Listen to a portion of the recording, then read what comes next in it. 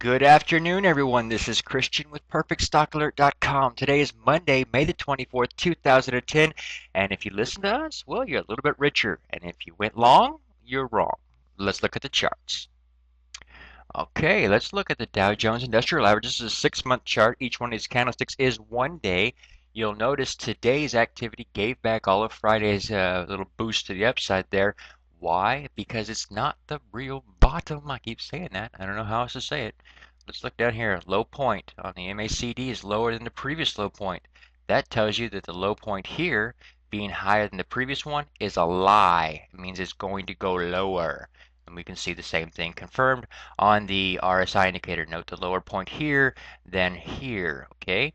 That tells you that the low point will be below this previous low, okay? So this support at 9.8, yeah, 9,800, yeah, kiss it goodbye. It's not really there, okay?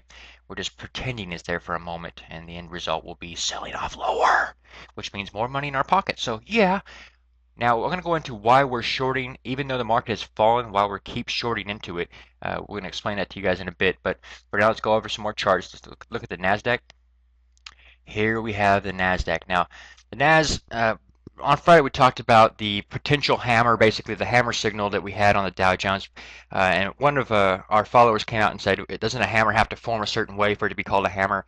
And there's a yes and a no to that. The no is, you know, a sell-off that turns around and reverses itself in the day and closes with the gain basically tells you the same thing as a hammer. The only difference is a strong hammer looks a particular way, and we didn't really have that in the Dow Jones Industrial Average, and therefore it makes it weaker to trust, and basically you would not trust it as much because it wasn't as perfect hammer formation. More importantly, the Dow Jones Industrial Average is only a small few companies that go into that average, and we did not see that hammer signal duplicated on the Nasdaq or the S&P 500. What you have, and looking at the Nasdaq, is this continuation signal. Just it gapped down really big and then sucked it back up. Um, that made a new low versus here. I'll get the right tools out. Tools of the trade, man. That's a brick. All right, there you go. Okay, low point there, lower low right there. She's still trending lower. And today we've got the inverted hammer. Okay, what is that? Well, it looks a lot like that. Okay, or that. Yeah, you don't like those. They are sell signals. You saw one there, one there, one there. You need to be shorting. Now you say, oh, wait a minute, Mr. Williams, she's already fallen so far. If I short now, she'll bounce on me. Maybe, but she overall trend will be lower anyway, so add to the position as you go lower. That basically is like a dollar cost average, but it's in reverse. Instead of it falling, I won't get into that today, it's too complex. All right. Anyway, I would be shorting this guy right here, right now, and we will do that. There you go. We've updated the chart. You can get these charts at our website at perfectstockalert.com. They're always posted there with my annotations on it, and the website's 100% free, so that's cool. All we ask in return is that you refer a friend. Tell somebody, anybody, tell everybody.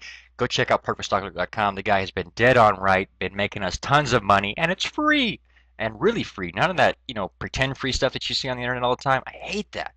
All right, let's go back to some more charts. Here's oil still falling lower, ignoring this hammer signal, just like we said on Friday. It just, there's no reason to be going long oil here. Here's the S&P doing the exact same thing, just basically giving back Friday's gains. We're going to take out this low of 10,044. So, I'm sorry, 1,044. So stay short, plain and simple. And now we're going to go into why this is happening and why you've got to short. We got to look at the long-term picture right quick. Now, before we begin, we got an email from somebody, one of our followers, goes by the name of Jennifer. She's basically asking us about the Qs and the Nasdaq, and would we be shorting here because there was some analysts came out and gave positive numbers and positive guidance for I don't know who it was, Apple, I think, and yeah, Apple, Google, Intel. Yeah, if I'm right, that analyst is so wrong it's not even funny. You should take them out and shoot them.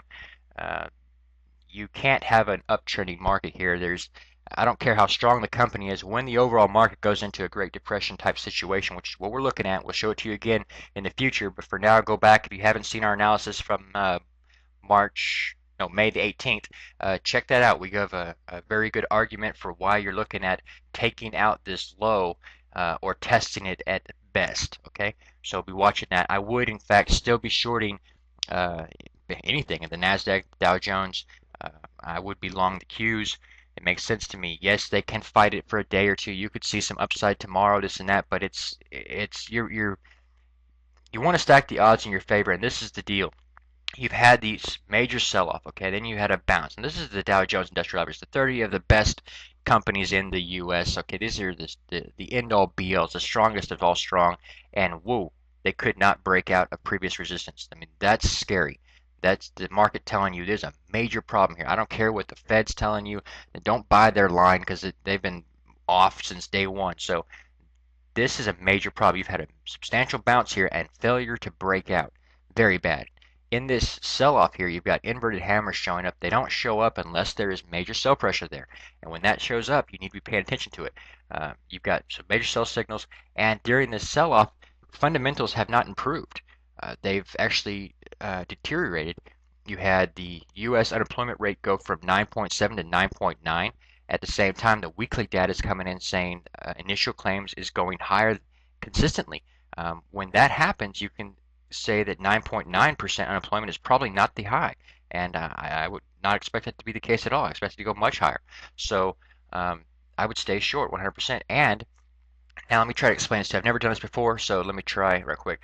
When you've got a market that has spent years building a bull market, okay, and that's what happened back here. You had this really strong rally. It took it a long time, and it got everybody on board. You had lots of buying activity. Everybody's sentiment got built and understood we're in a bull market. So when that shifted, it took a time. People were, well, maybe we've seen a peak. Maybe we're consolidating before going higher. Everybody takes a long time for them to change their mind. When this happened, everybody became a bear. When this bounce happened, a lot of people stayed on the sidelines and said, no, it's not sustainable, okay? And the only reason why we even caught this bounce on that particular time was because we were looking at the Wells Fargo chart, just happened to see everybody load up on that at the bottom at about $10 a share, and that really was a great place to be sitting there. But um, the market bounced anyway, and we started seeing the sell signals. And when that happens, everybody who saw this, we said some key facts, technically speaking. Number one, it was a low volume rally. Uh, that tells you there's not a lot of people behind it supporting it. So the sell side, when it happens, doesn't have to be much to erase all of it, okay? At the same time, everybody was cautious this rally, so everyone's got their finger hovered over the sell signal or the sell trigger, the sell button, okay? That basically means what I'm trying to say here is you don't have to have this little activity here in this particular sell-off. In this case, you can actually do this. Let me give you a better idea. Okay, you were doing this number trying to, well, are we going to go higher? Is it consolidation? Well, now is a good time to buy. This case can do this.